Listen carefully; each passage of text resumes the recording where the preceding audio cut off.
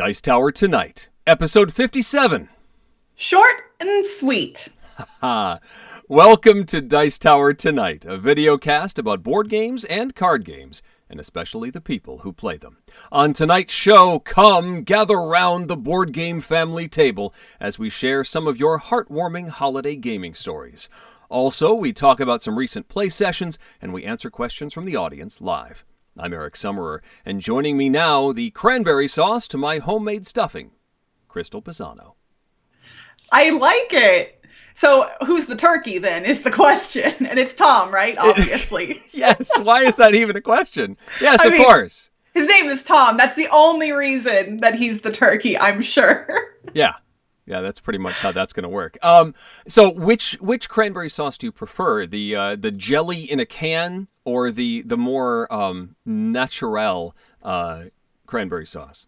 So this is the part of the conversation where I have to admit that I was a very picky kid when it came to food. Like, the pickiest of picky kids, that was me. Like, lived off of chicken nuggets, basically.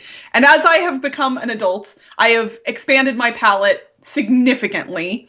But there are certain foods that I still don't like. And almost all of the traditional Thanksgiving foods fit into this category for me. Stuffing, I can eat. Okay. Mashed potatoes are fine, but I don't like turkey. I don't like cranberries. I don't like pumpkin pie. And that's, in case Suzanne is watching, that's not a pie thing. It's just a pumpkin thing. Got it. Also, I just recently learned that pumpkin pie isn't even made out of pumpkin. At all. Like, the thing that you buy in the grocery store that's canned pumpkin isn't technically... So the things that you decorate for Halloween and the thing that you eat in a pie are two entirely different vegetables or fruits. What is it? Oh, gosh. Dumb moment. But, like, it's not the same thing in any way, shape, or form. Huh. Interesting. At all. If you look it up, it's technically pumpkin pie is made from a different kind of squash, if I remember correctly. I think...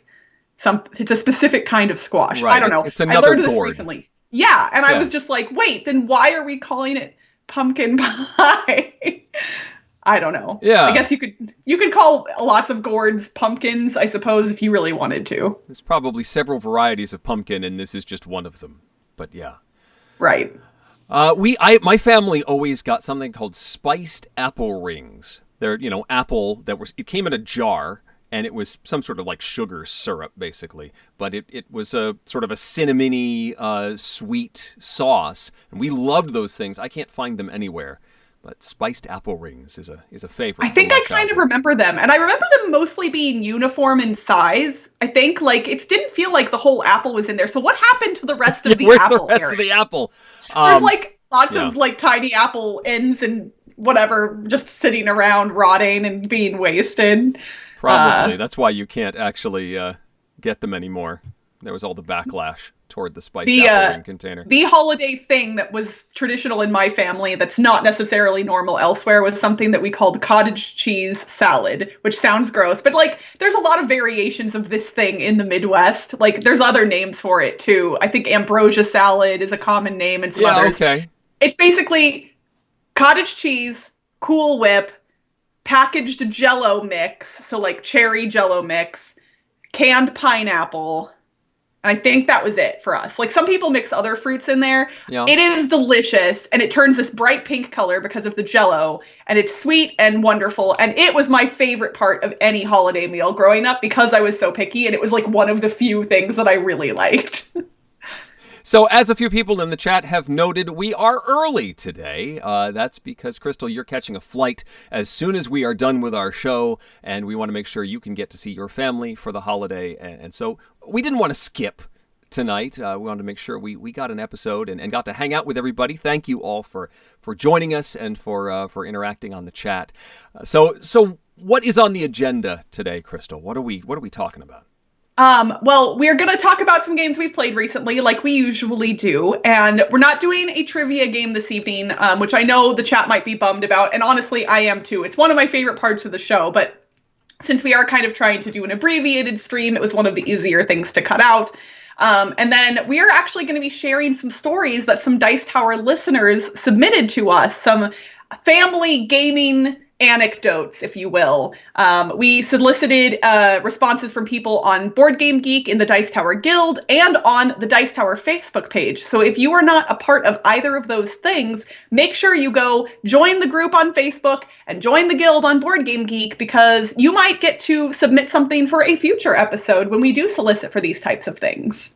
Very cool. Well, just to make up for our lack of trivia game, Crystal, I do have a game when we start talking about stuff we've played recently, but let's let you go first. What have you been playing lately?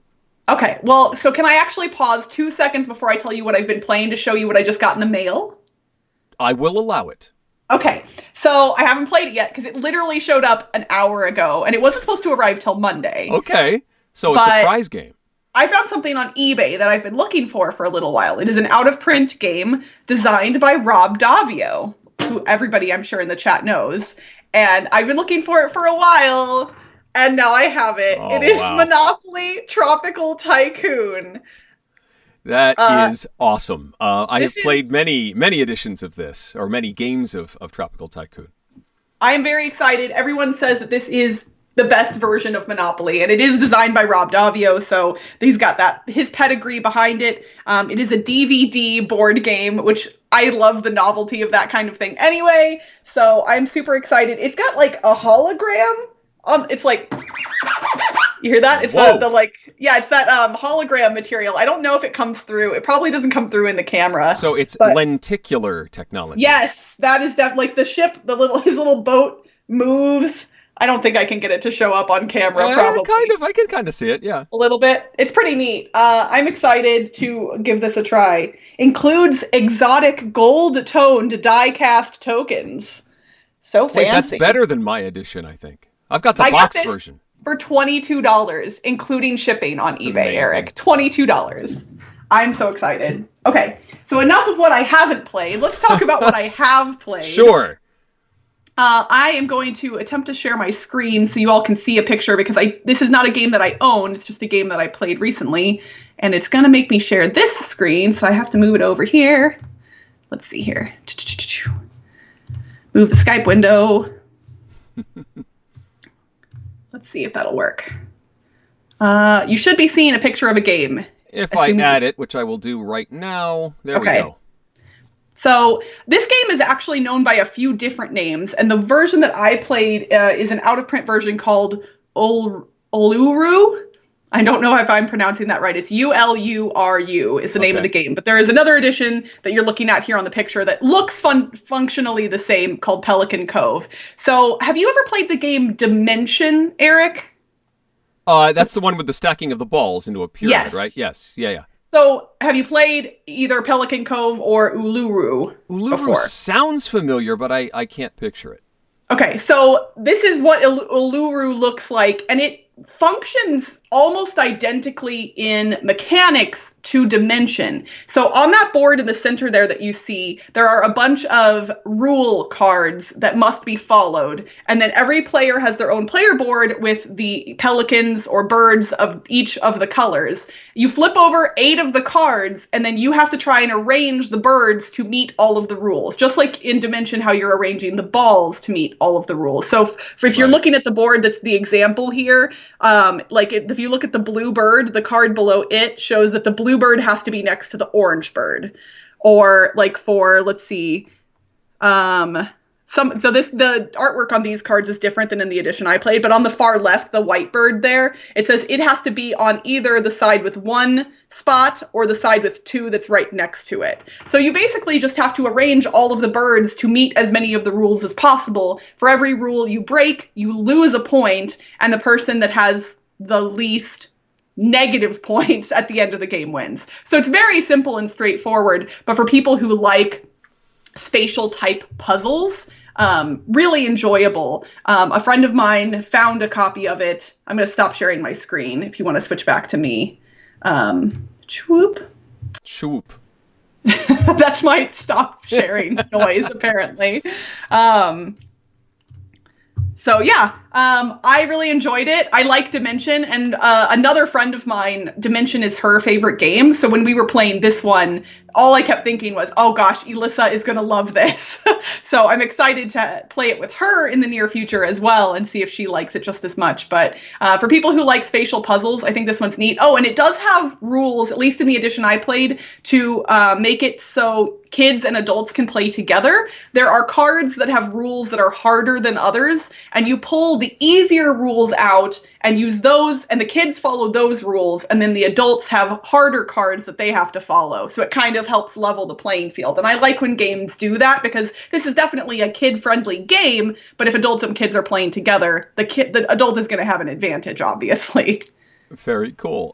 Now, before we move away from your first show and tell, the Monopoly tin, there was one question from the chat, and then I have a question for you. Okay. The first was that Kabuki wanted to know if I ever got a replacement tin for my Forbidden Island. It long ago, when I had first gotten my game, it arrived like the mailman had crushed it or something. The tin was just mangled. And yes, I did get a tin. Someone offered to send me one. It traveled the country, and people put gifts inside. There's a video. I don't know how easy it'll be to find, but I did eventually get a replacement tin for Forbidden Island. It was full of gifts, so we did a full unboxing and a journey of the tin, which was fun. My question for you, did you see the news this week about the new Monopoly game? I did see the news about the new Monopoly game. I wonder if the chat has seen what it... So has it released already? I think they announced it and released it all at once, if I remember correctly. Like, I think it's out and available for purchase already. I think so. Yeah, they had announced it and then it was available almost immediately. And I think it's a Target exclusive. No, or it's an Amazon. It's an Amazon exclusive. But it's called The Longest Game Ever. Monopoly longest game ever. But it even says on Monopoly, like Monopoly up on the top of the trademark logo, it says the fast dealing property game. And it still says that. And then underneath it, it says the longest game ever. It has 66 properties. The game can't end until somebody owns all 66. I think. Wait, what? I think until all 66 have been purchased. I don't think it's until someone has them. I would say, yeah. There's only one die, so you're moving around the board more slowly. I don't understand. It's not April Fool's. It's an actual product, and people have bought it. I have not heard of anyone playing it yet, but it is something you can buy. I mean, I will admit, I kind of appreciate it when companies or brands lean in to who they are rather than trying to distance themselves from who they are. And I think, I mean, obviously this is just speculation on my part, but Hasbro probably recognizes that a lot of people grew up playing Monopoly and have specific thoughts about it, that it is super long and annoying, and it almost feels like they're trying to get those people to buy this as kind of like a white elephant or gag gift for their family or friends. Yeah. Like, I don't think many people would purchase this with like excitement about playing it. I think you're right. I don't think this is a game. This is not a game for playing. This is a game for giving. This is a gift. This is white elephant for sure. Like, this is, if you're going to give a board game and a white elephant thing to like non-gamers especially, this feels like one that would cause, you know, that really funny moment where somebody unwraps it and everyone laughs and then no one steals it because nobody wants it. But I guess it's possible, though, the real question is, yes, it is intended as a gag gift or as a gift product, but is there a game in there? Is there something that makes it entertaining? And that's what I'm still interested to find out. Well, I know that moderator Chris from Flip the Table bought it, so I imagine maybe we can get a report from him about how it is, because I am not going to be buying this. No, I will not. I would love to hear about it, but yeah. All right, so getting down to a game that I have played recently. I've played this a good amount of times in the last month or two. The game is called Similo. This is a plastic case. There's two versions of Similo right now. There is Similo Fables and Similo History. This is from Horrible Games. It's a simple card game. These are both standalone, but you can combine them. There's a way to do that. So in Similo Fables, you have a deck of different characters, various characters from literature. and various fables and fairy tales and stuff like that. It is a cooperative game that is about trying to get your team. There's one person who knows the card that needs to be guessed, and they are giving clues to everyone else playing the game. And it's all cooperative. And I think the best way to explain this is to actually play this with you and the chat, Crystal. Fully cooperative. Awesome. You're not competing against them. We are just going to make this happen. So I'm going to take you out so I get the full screen. And then, sorry if I make anyone sick, we are moving the camera over to the game show studio over here. Look at you with your fancy setup. We're going to adjust just a hair here so you can see. That's the wrong way. Okay. And here we go. So you can see all 12. Yes. So you pull 12 of these cards, and the person who has, I'm actually going to take our little graphics out of here too, so you can see. And there. Okay. I will even move this way. You know, I was so close. This is live. Okay. Here we go. That's what we're looking for. You have an array of 12 cards, but the person who is giving the clues has seen one of these. So before we came, I picked one of these cards, or actually I picked one from the entire deck. I know which one it is, and then I added 11 more cards, and here we are with this display. So it might be difficult for you to see what's here. We have Pinocchio from Pinocchio. There's Captain Hook from Peter Pan. You've got the Queen of Hearts from Alice in Wonderland. Puss in Boots. This is the Evil Queen from Snow White. We've got the Giant from Jack and the Beanstalk. We have King Arthur. He had a sword and a stone. The Three Little Pigs. We know who they are. This is the Huntsman from Snow White. This one you might not know. He's from Pinocchio. He's Mangiafuco, the sort of the guy who buys Pinocchio. The Little Mermaid and the Genie from Aladdin. So the way the game is played is that I need to take a card. I have a hand of 5 cards, and I pick one of them, and I can either play it straight up as a clue that says this card has something in common with the card I'm trying to get you to guess. Or I can play it to the side, which says this card has something that is not the same as the thing I'm trying to get you to guess. Okay. In round 1, I play a card, and you remove one of these cards. Round 2, I play another card. You have to remove 2 cards. Then I play a card. You have to remove 3. Then you have to remove 4, leaving only 2 cards left, and hopefully you will then pick the correct one. Are you ready? As ready as I'm going to be. So my first clue is that it is similar to the Big Bad Wolf. Okay, similar to... So you need to pick one of these to remove. If you ever remove the card I'm trying to get you to guess, we've lost. Okay. So, so should I let the chat suggest what card we should remove? You can try. My first instinct is to remove the Genie, just because he's not a bad guy. He's not related to the story of the Big Bad Wolf in any way. Chat suggested the Little Mermaid. I think that's a good one as well. So, but Gator Dave said remove Genie. So, I'm going to go with me and Gator Dave and Halo, who all say remove the Genie. Remove the Genie. We're going to take the Genie out. Yep. And we are still alive. So, my next clue, and I picked the first 2 clues. I don't know what I'm doing after that. Next clue is that it is not the same as the fox and the cat, which are from Pinocchio. Oh, okay. So not the same as fox and cat.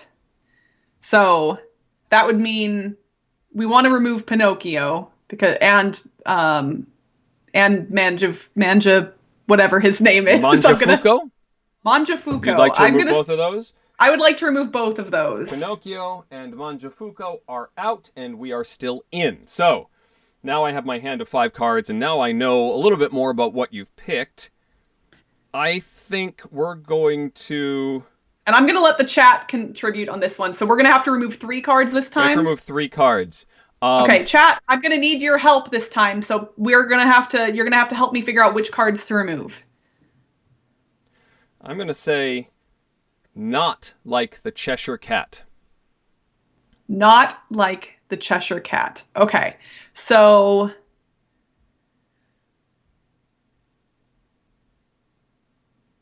and it was also the first clue was the big bad wolf, and it was like or not like? Not like the big bad wolf, not like the fox and the cat.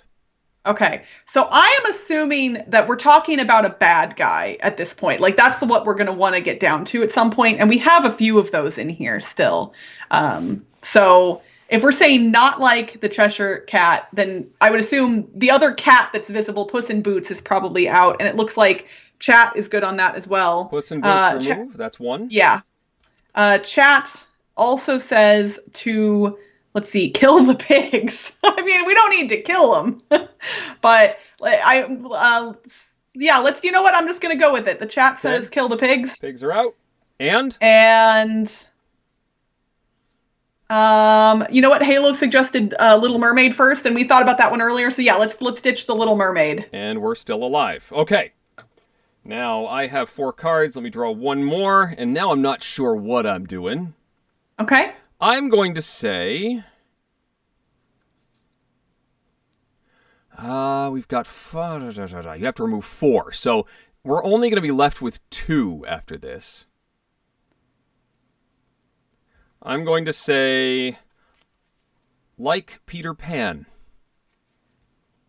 Okay. I mean, that immediately makes me think that it's going to be Captain Hook.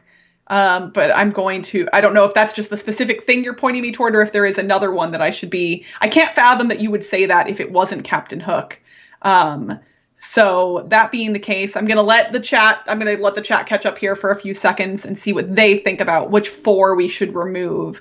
But my inclination is to definitely ditch King Arthur because he's a good guy, and we're definitely in bad guy territory, I think. Shall we remove King Arthur?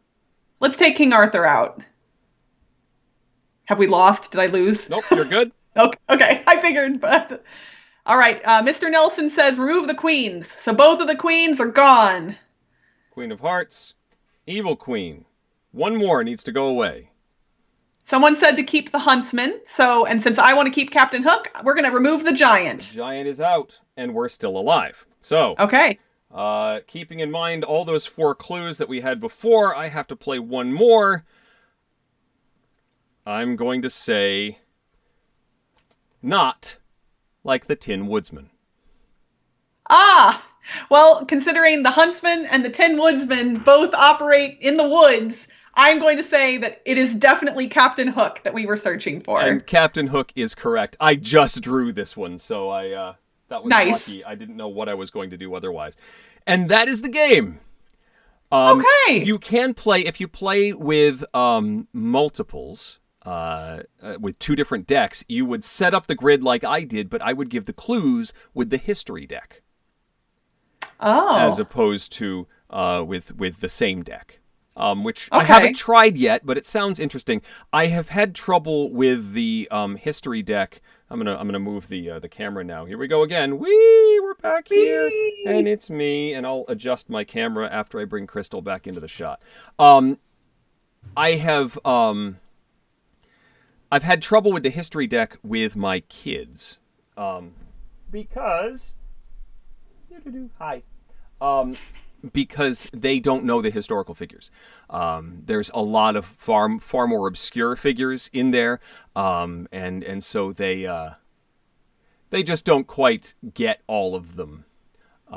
But still, I've enjoyed the game. It's worked with family. In fact, we played it just yesterday with my family, and I think it's solid. It's very easy to understand. It can be pulled out with any group of people. That's Similo from Horrible Games. It looks like that, and it comes in plastic cases. Those plastic cases, though, aren't terribly... Like, storing this is sort of annoying. It's great for display, but I wonder if this breaks off or something. It still doesn't help. It can go in a quiver, though. Yeah. Oh, absolutely. Yeah, it kind of reminds me of Code Names a little bit with the like parts, but the not like parts make it a little bit more interesting. Yeah. There's another game that we've played called Belrati. It's a German game that is similar about trying to suss out fake art pieces, and people submit art, and you're trying to figure out what people threw in, or Dixit is sort of similar. This one I think works better. It's just a little more streamlined, a little more straightforward and accessible. Absolutely. I really like Belrati, so. So, we are just a day away from Thanksgiving here in the States.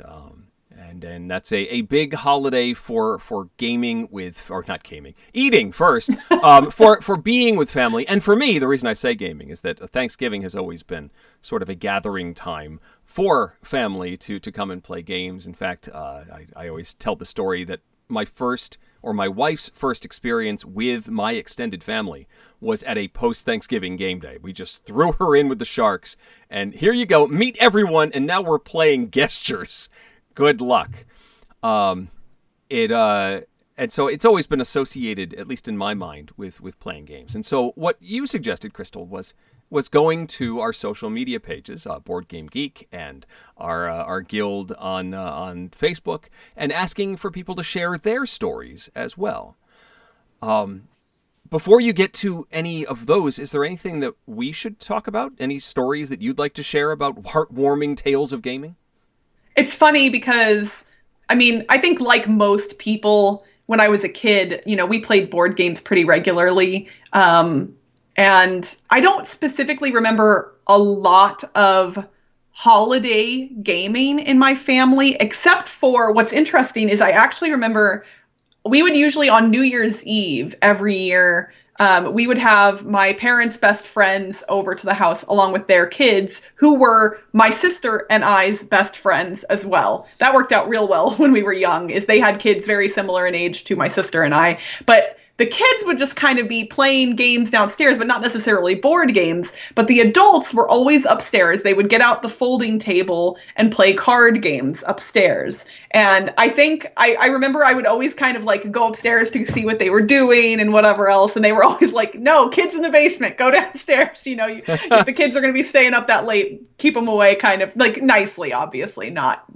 mean or anything. Yeah. But I didn't play a lot of games on holidays. But as I've gotten more into the board game hobby, every time I visit my family for any holiday now, I always come with games. And it's funny because people have come to expect it now. They're like, oh, what games did you bring? And occasionally I kind of have to not force them into it, but like get people to join begrudgingly. And then they usually end up really liking it. Like I tend to be pretty good at knowing what games my family is going to like and what level of difficulty they're going to be able to handle. And sometimes they'll join just because I forced them into it, and then they'll end up having a lot of fun. So I really enjoy being able to share one of my favorite hobbies with my family, even if it's not something that they partake in super regularly. Yeah. So this week, my family gathered in Connecticut a little early. They're actually doing Thanksgiving in Maine, but we gathered in Connecticut early because we had a celebration of life service for my grandfather, who passed away in September, but we didn't do a memorial service then. We waited until everybody could sort of come around the Thanksgiving holiday, and we did this service. It was sort of service, sort of celebration, sort of lunch at a restaurant in Connecticut.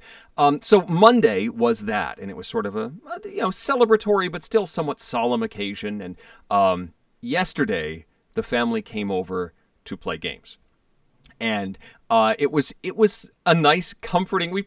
Nothing terribly earth-shattering. We played Similo. We played Can't Stop. We played. The last thing we played was Telestrations, and it was comforting to just sort of fall back on that and have that as a tradition that when we get together, there's always a game we can play, and also comforting to go back to the games that I know really well. I didn't have to teach many. It was very simple to just jump into Telestrations and jump right into the game and just laugh. Which, as a quick note, I have not played with both of my sons until now.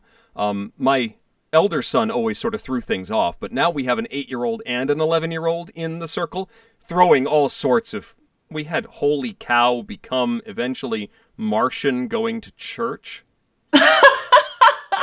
It, anyway, if you've never played Telestrations with an 8-year-old, it was very comforting and a great time to spend with family and just relax a little bit last night. Very cool. Well, some of the Dice Tower listeners and fans submitted their stories, and so we're going to share some of them with you all now. So over on our Board Game Geek Guild, Dick Rensima, I apologize if I'm mispronouncing your last name, Dick, submitted one. He said, a couple of years ago, I went camping with my son, my sister, my niece, and my brother-in-law. I was recently divorced and not looking forward to going on vacation on my own. I wasn't that much into the hobby yet, so I brought some Travel Catan and Travel Carcassonne with me. One day, the forecast wasn't so good. Even though there was no clouds in the sky, heavy winds were predicted. So I strapped my tent with extra straps, and later that night, we decided to play Catan. We heard some wind, but never had any idea that it was storming outside. The next morning, when we got out of bed for some morning coffee, we saw a lot of tents and caravans blown away or ripped to pieces. Apparently, those extra straps had held it down for Dick and his family, and they were able to have a relaxing game night in the middle of a storm in a tent, which honestly, like, that's just delightful that they were kind of so distracted by enjoying time with their family that they didn't even notice the storm going on around them. Engrossed. And those cardboard tiles was just the extra weight needed to keep that tent where it needed to be. Yep, that's obviously the trick. Also from the Board Game Geek Guild, Corey says, many years ago, my grandmother, Nana, would visit for Christmas. She loved to play Monopoly and Yahtzee. Although Monopoly is not my favorite game, she added her own magic and made the game fun to play. But she really loved Yahtzee. One evening, my mother, my grandmother, and myself were playing, and for the first time ever, I scored a perfect game. Not a single X or strikeout. I was so happy and made a big deal of it. My grandmother was very happy for me. I went to bed. The next morning, when I went into the kitchen, my mom showed me a score sheet. She and her mom played again after I went to bed. My grandmother scored a perfect game and beat my score to boot.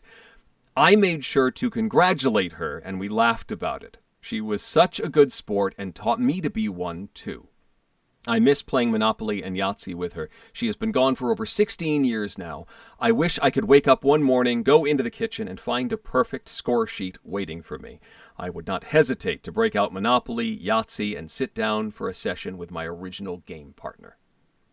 I will admit, this one tugged on my heartstrings quite a bit. It made me want to play Rummy Cube with my grandma who has passed. And I feel that. I think a lot of us have really good memories of playing games with our relatives on the holidays. So that one's great. And related to that one that you might be interested in, Eric, you recently talked about Roll Estate, the print and play game that Chris Michaud designed, and I actually got to play it last week. And so I wanted to say that it was very fun. It's very Yahtzee-like, and I think if you have family members who like Yahtzee, Roll Estate is a really great next step game because it still has that Yahtzee feel, but with a little bit more added on to it, and I really enjoyed it quite a bit. And it's on P&P Arcade for $3, so you really can't beat that. You've actually reminded me. I'm going up to Maine later this weekend, and I need to bring Roll Estate with me to play with the family later on. Yes. My friend bought it and printed it out and laminated it, and I don't have my own copy yet. I need to just buy it so I can, honestly, maybe while I'm in Missouri, I'll buy it and print it out, and we'll play it, because we've got dice laying around. Sure. So. Yeah. All right, so also in the Board Game Geek Guild, Mark Carpenter shared a story with us. Mark says, my family has a tradition of playing a game called Squatter, a game about how tough it is to farm in Australia on national holidays in Australia. Whoever wins gets to write their name and date on the board. This board game is older than I am, and I am now in my early 40s. My life of board games started playing this game with my brother and parents, and we can see the date when we first won with Mom's help, or first won by ourselves. As we play it now, we can look back and reminisce about holidays spent together and occasionally significant things that were happening in the country on the day, like bushfires or floods that were also recorded. I think that's a really neat little time capsule of, your life with your family, is having some kind of tangible record of the games that you've played together. So that's really neat. I like that a lot. Yeah. Have you heard of the tradition of box topping? Like writing, if you won, in the inside of the box lid, Every time right? you play the game, you write inside the box lid, where it's usually blank cardboard, and keep a record, a physical record of when these got played. And not only is it a good record for how often you've played a game, but then you can look back and say, oh yeah, remember that Thanksgiving session when we had that great game. It's been 5 years since we played this, that sort of thing. I've heard an anecdote from people that like a lot of gamers, if in fact there is some kind of a heaven after we die, like gamers will want to know what their stats were for their whole life. And I've been tracking my board game plays for the past 2 years on Board Game Geek, but I would love to have real stats about every game I've ever played. Like not just, the date and what game it was and who won, but like the stories behind some of them, because obviously as we get older, you lose bits and pieces of those memories. And I would love to be able to go back and look at some of those experiences from when I was younger. So if there is an afterlife, I'm hoping for a big list of game stats, basically. The last one on the Board Game Geek side is from Courtney. Ever since I was little, my family has played the Christmas game every year. It was made the year I was born, and it's been tradition since before I can remember. When I went to college, I asked for my own copy for Christmas and found a pristine copy on eBay, which my parents happily got for me. I introduced it to my college friends, and since then to my husband and his extended family, and now our 2 boys play it with us every year. My husband's cousin is an artist, and as we play with him and his family, he sketches all the jokes that we make and the funny things that come up during the game. I keep them in the game box, so every year we pull them all out and reminisce and laugh ourselves stupid at all the memories. That one's delightful. I like that a lot. I wish that we could do that. I mentioned Telestrations. I wish that we could save some of the drawings. It is, it's dry erase flipboards, and you have to erase everything. And I kind of wish there was a way to preserve some of them and get to flip through that book again. It almost feels like you should, after a game, snap some pictures, but then trying to organize all of it and showing the progression is kind of difficult. Maybe at some point in the future, Telestrations will be a flip tablet they're all tablet boards that flip, and then they digitally save all of your drawings. You can archive everything. Yeah, I guess. Then you're passing, like 8 tablets around, but yeah. I used to complain, there were, so many board game app integration things, and when the early days of that came out, I was like, yeah, but everybody would have to have an iPhone for that. No, sort of everybody has an iPhone. Has an iPhone, yeah. So, yeah. Kind of the case. Yeah. All right, and we have one more story to share. This was shared over on our Facebook page. So again, if you're not part of the Dice Tower group on Facebook, make sure you join. So this is from Rebecca. She says, my husband's family are not gamers, and the first game we tried flopped hard. It was Telestrations, and one family member just really wanted to be able to draw a masterpiece. Rebecca, I've experienced this before too. Yeah, I get it. Yeah. She says, but Spyfall has become a favorite. The first night we played it, it was myself, my husband, his parents, his sister, and her husband. At that point, I'm pretty sure this was their first Christmas together, so his first with the family. We're a couple of rounds in, and it's my turn to ask a question.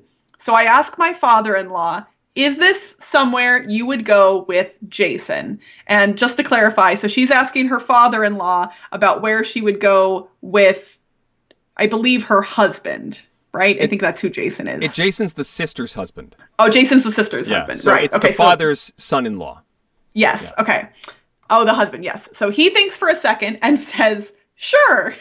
We immediately stop the game to accuse him of being the spy. He looks around as though insulted and flips over his card to show that he is not the spy. He has the nightclub location just like the rest of us.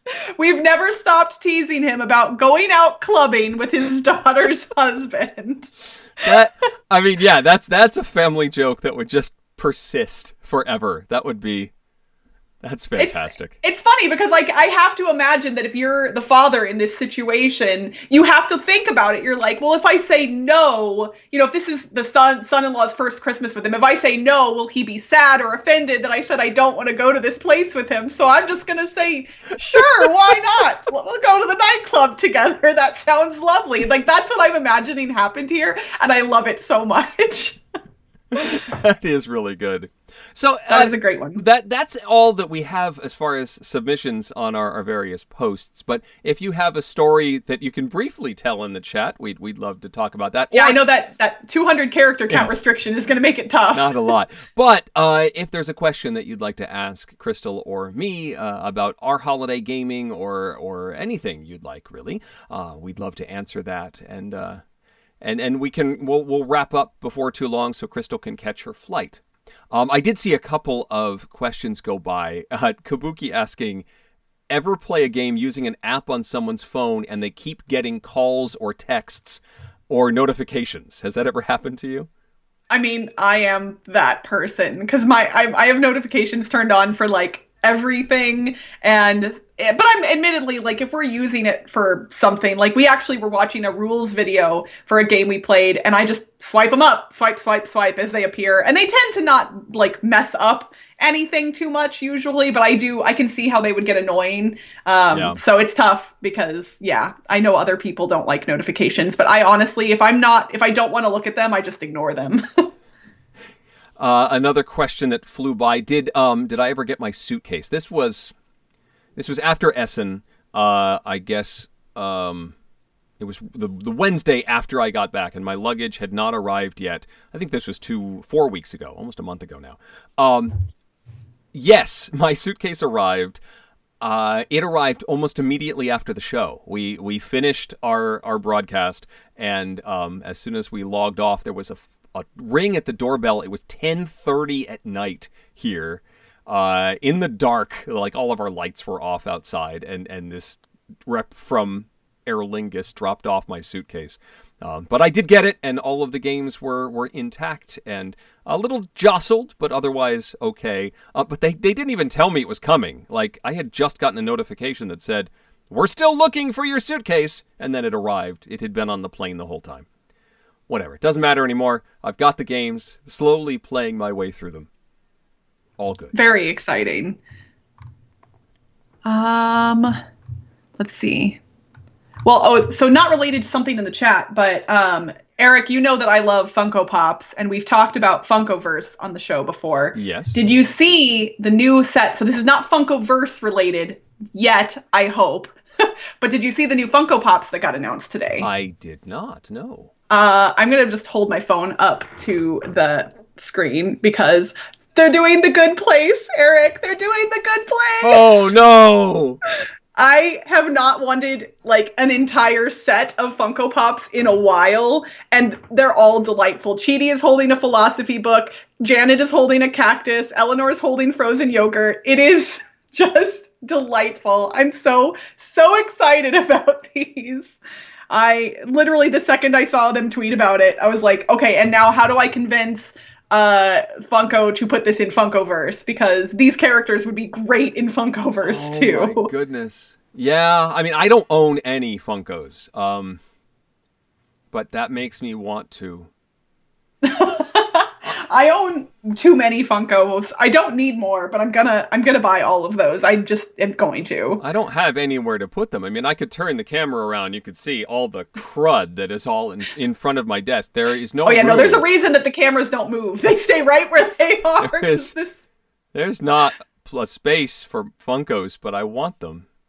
They're they just had the fall finale, the like mid-season break before they wrap things up in January. And I'm not spoiling anything, chat. Don't worry if you haven't seen season 4 yet, but I love what they're doing with the final season thus far. Yes, I have enjoyed it so far. I mean, I want to see where it all ends up, and that's what I love about The Good Place. And again, not a spoiler, is that the concept just constantly changes from one episode to the next. It's almost a different show after a half hour.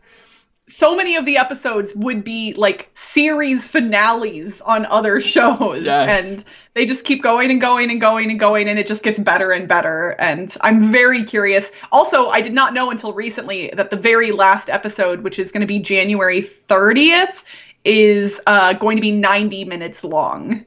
So, Whoa. yeah. So we're getting basically a Good Place movie right after we get back from the Dice Tower cruise. And I'm so excited. Yeah. Star Trek Picard premieres the night before the cruise departs. Oh, no, And really?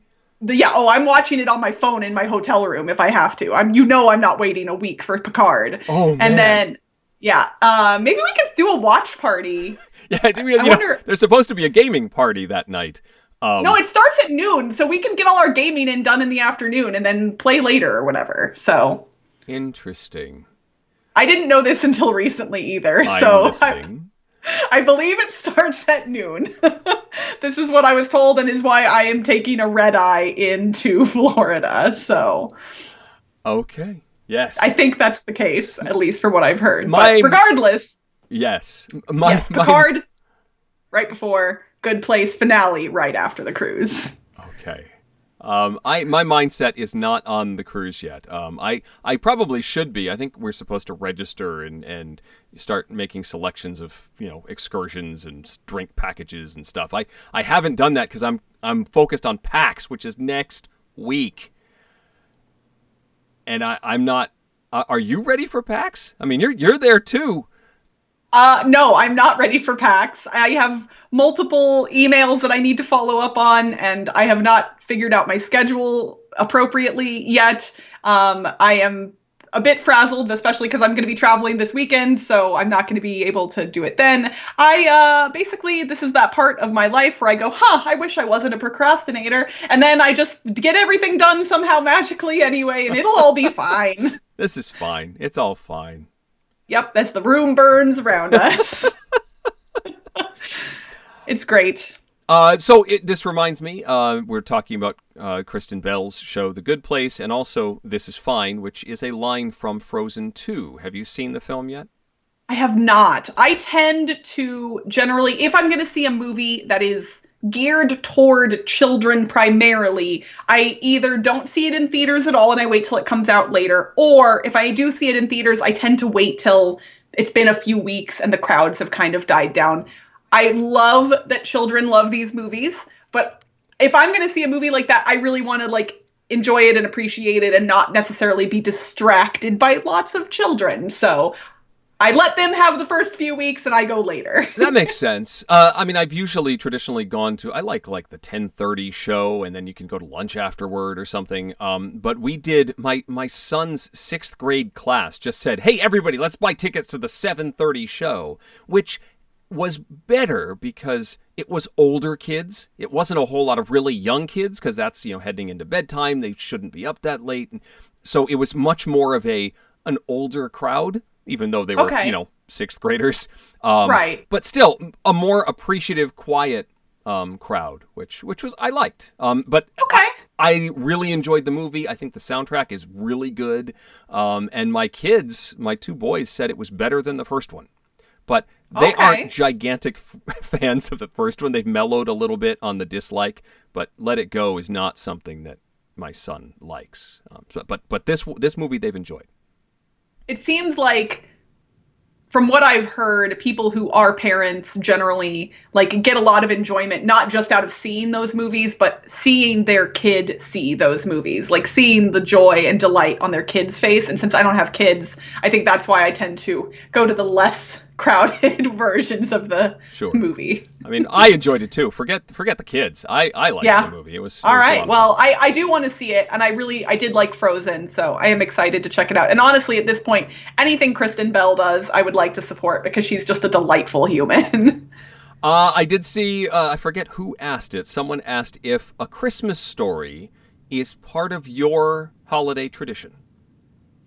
I think it wasn't actually part of the tradition, but it ended up being so anyway. When I was young, my mom's parents lived about an hour and a half away from where I grew up. And my dad's parents lived about 45 minutes away, but split the difference almost exactly. So what we would do is on Thanksgiving morning, we would drive to my mom's parents' house an hour and a half away, and we would have Thanksgiving lunch with them.